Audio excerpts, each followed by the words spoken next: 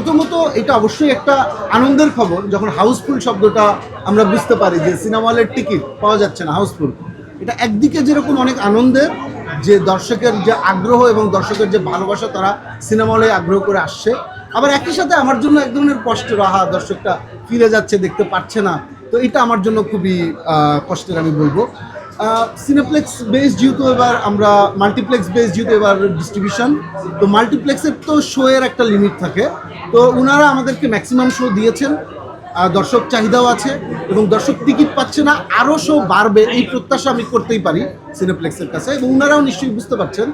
আর বাকি যে technical glitch, যে সার্ভারের প্রবলেম অথবা টাকা কেটে নিচ্ছে অনেক সময়, টিকিটে একটু ঝামেলা হচ্ছে ডেলিভারিতে, এটা সিনেপ্লেক্সের একদমই ওদের ম্যানেজমেন্ট ইস্যু।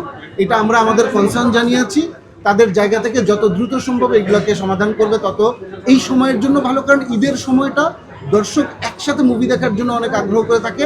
এই সময়টা দর্শককে আমি কোনো যন্ত্রণা দেওয়ার ব্যাপারে মানে দিতে চাই না, এবং আমার নিজের জন্য খুব খারাপ লাগছে, কারণ এই কমপ্লেনগুলো পাওয়া যাচ্ছে। সিনেপ্লেক্স কর্তৃপক্ষ নিশ্চয়ই Next level, well done. Side by side, Fridge.